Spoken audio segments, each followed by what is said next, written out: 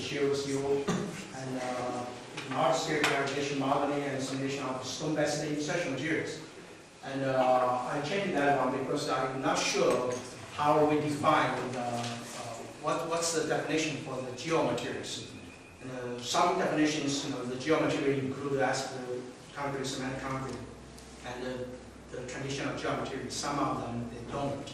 So I use this type of stone-based infrastructure materials that include geometries, asphalt concrete, and cement concrete. They all have stone magic component.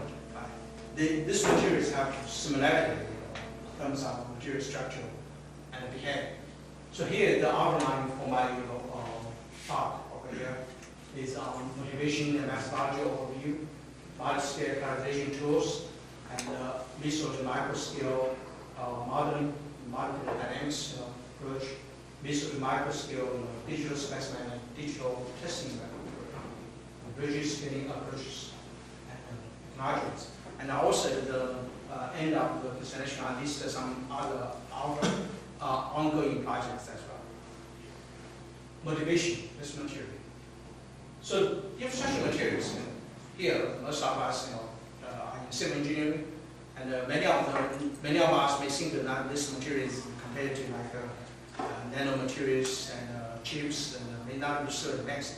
But I think this material, is, my understanding, is very important. So first, it has a large quantity.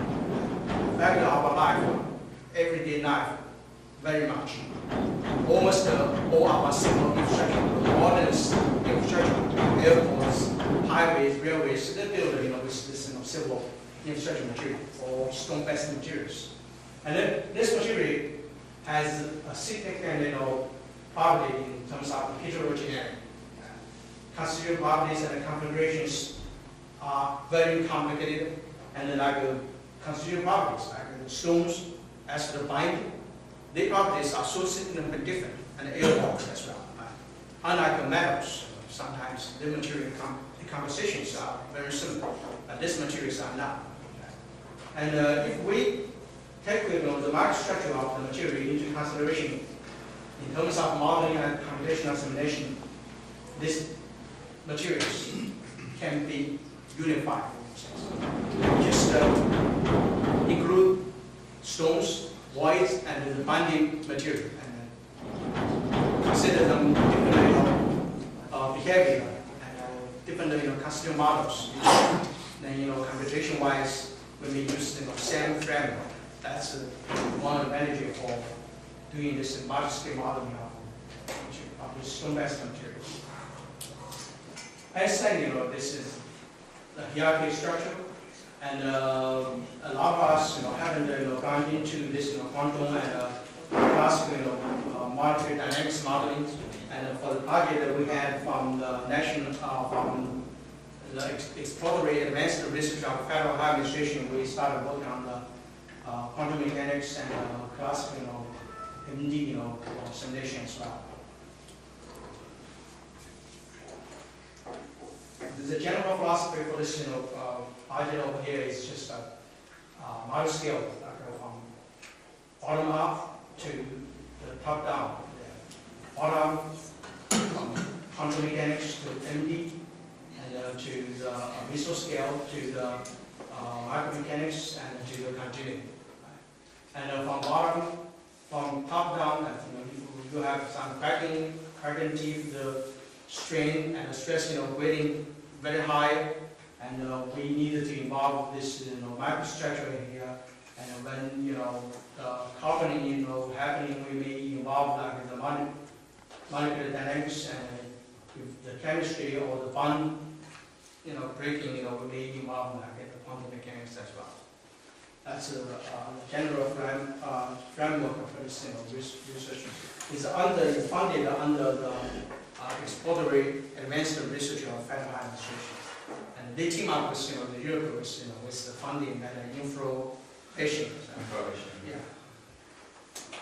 And this part is coming from, President Prof, and he's an expert on the nanotechnology, and especially the X-force field theory.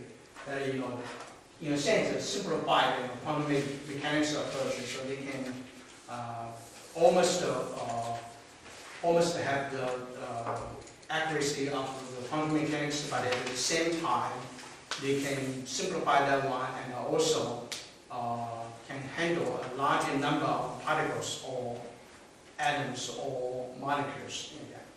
So that's the advantage of the X-force fields here. And now some of the X-force fields were already implemented in LAMPS in there already. So let's start up with multi-scale characterization tools that we use. Here is the laboratory that I established in Virginia Tech, and this is the atomic force program, X-ray CT and imaging systems, and the impact systems and high-speed camera, and also the nano CT and micro CT as well. So this is, I bought a lot of CT when starting with my independent career in 2000. I bought the first CT for the civil engineering department in Louisiana State University. At that time, they don't have a lot of CTs for aspect research. And this is a city that funded by the National Science Foundation, the Major Research Instrumentation Program, and it's a nano city, and especially properties that they use some crystals, to basically bend the X-ray, so they can focus the X-ray, so the beam will be thinner, and so accuracy can be increased to, in this case, it's 15 nanometers.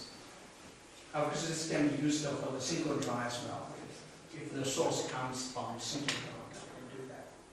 And by the way, the center, the NICMS, the National Center for Material Service Safety, they also have beam lengths from the new lighted source from Beijing. They are building a synchrotron system in there, and the center will have 2 beam lines in there.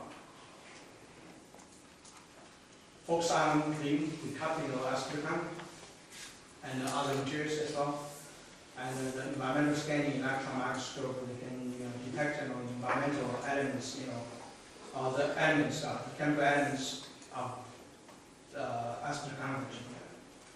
And this transmission electron microscope, and look into the interface binder and the aggregates. And one of my PhD students, Dr. Yang, is quite this imaging. And we can see that this one, from computer screen, you can see this some kind of which grades in here, and this as the binder is amorphous material, and there's some kind of smeared region. I think that will be called your interface. And the interface, we actually discussed, and that's the binder that diffused into cement.